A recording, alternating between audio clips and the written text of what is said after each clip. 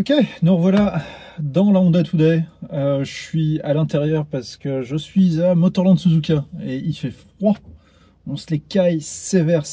Les voitures sont pas encore reparties, donc je profite pour faire la vidéo vite fait maintenant. Vous expliquer un petit peu ce que je fais ici et raplatir ma jolie coupe de cheveux. Donc, la voiture, comme JC l'a si bien expliqué, c'est censé être un missile. De toute évidence, ça ne l'était pas du tout.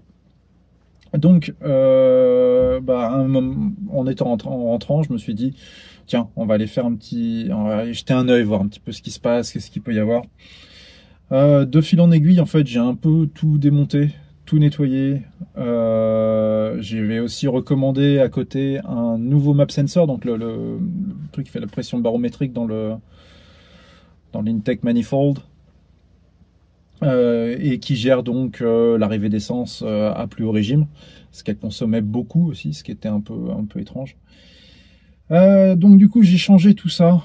J'ai pas encore changé les bougies, mais là ça a l'air d'aller. Ce qui se passait en fait, c'est que de ce que j'ai cru comprendre, hein, quand le map déconne, le système M-Trek du moteur, qui est une sorte de VTEC, un équivalent de VTEC mais pour Kekar, le système M-Trek ne fonctionne plus, ce qui justifie un petit peu les problèmes de vitesse de la voiture, même si elle était encore un poil plus rapide, hein. C'était en ligne droite, c'était 10 cm par 10 cm, mais elle était un poil plus rapide que celle de JC, mais elle est censée passer comme ça.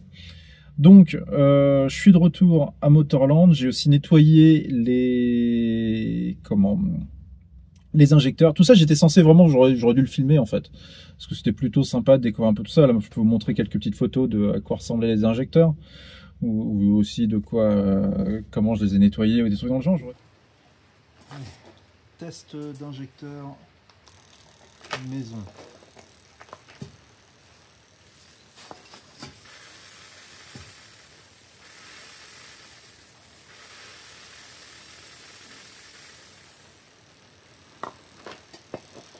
Ça fonctionne, ça n'a pas l'air d'être un gros débit, mais ça fonctionne. Je ne l'ai absolument pas fait, j'étais parti pour bosser 5 minutes sur la bagnole.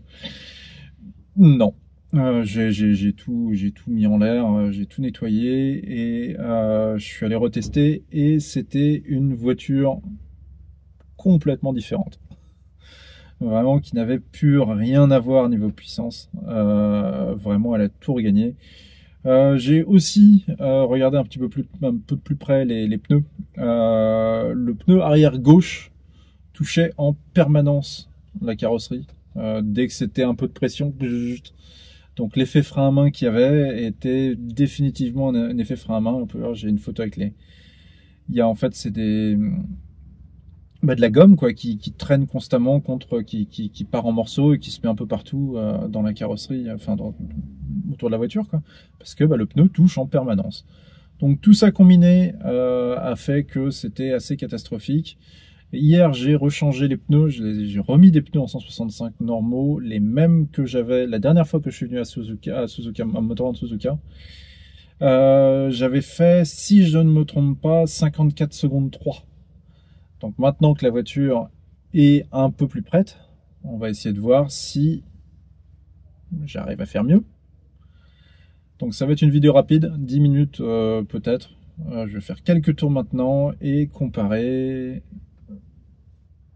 les temps. Allez, je me prépare et on est parti pour tester ça.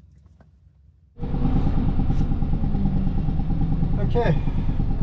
Donc je pense que j'ai oublié de le préciser. Donc là le clonk que vous entendez, c'est le shifter qui fait beaucoup de bruit. C'est pas le moteur qui est en train de me lâcher. Je l'ai pas précisé, mais j'ai aussi défoncé le kata. Il n'y a plus de kata du tout. C'était aussi une possibilité que c'était peut-être le problème.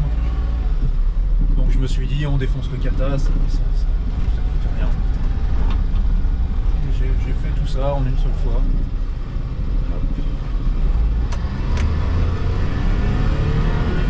C'est vrai que ça a un peu changé la donne de la voiture.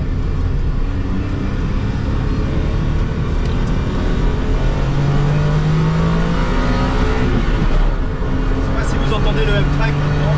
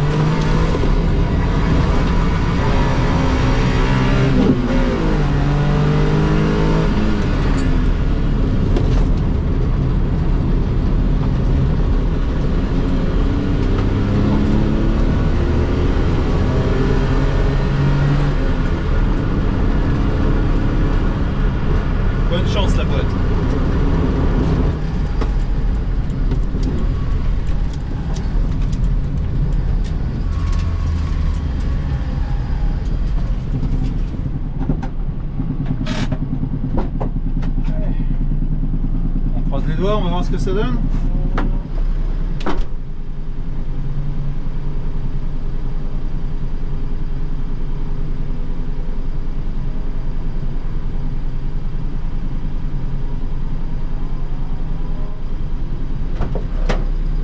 « 53,69 ! Nice ! Ok, bon, j'essaie de trouver un background avec un peu moins de vent, mais c'est apparemment un échec. Y a rien du tout. Non, très très content de la journée. Définitivement, elle a pris en puissance, elle a pris en patate. Et c'est vrai que c'est vraiment agréable d'avoir une bagnole qui roule comme elle devrait, on va dire. Mais c'est vrai qu'on s'en rend pas compte hein, quand on connaît pas vraiment la voiture ou quand elle a jamais fonctionné correctement. On s'en rend absolument pas compte. On assume, on se dit que bah, c'est comme ça, puis voilà. À partir du moment où le moteur tourne rond, tout va bien, on se doute pas qu'il y a quelque chose qui va pas. Et c'est pareil pour la Miata, c'est pareil pour toutes les voitures en fait. Hein. Quand on les récupère et qu'elles tournent mal, bah, on se dit ça tourne un peu mieux. D'un seul coup, on se dit ah c'est trop bien. Mais là, 0,7 secondes en plus je vais me remettre à l'intérieur parce qu'il y a vraiment trop de vent. Hop, Honda bip. Les bip Honda. Se dire que tout va bien, donc ça avance, c'est comme ça, et en fait découvrir que bah non, en fait, elle est censée aller plus vite. Bah voilà, c'est gratifiant quand on arrive à la faire rouler plus vite justement, et qu'on découvre toute cette puissance, en plus toute cette puissance. Je parle comme si j'avais pris 70 chevaux. Mais non, vraiment agréable. Bon voilà, c'était vraiment juste une petite vidéo histoire de passer le temps. Hein. On doit faire 10 minutes à tout péter. 53 660 690. C'est vraiment bien. Allez, à la prochaine. Je rentre tout content. Et j'ai d'autres vidéos qui traînent un petit peu, qui prennent un peu de temps à faire. Juste parce que attendre des pièces, que tout se passe bien, mais j'ai d'autres trucs qui devraient sortir avec un peu de chance bientôt, si j'arrive à faire rouler les choses en question. Allez, à la prochaine, bye bye. 276 km, 19 litres. Alors voilà, je crois que j'ai résolu mes problèmes de conso. dont il y avait 20 tours de circuit uniquement, mais quand même.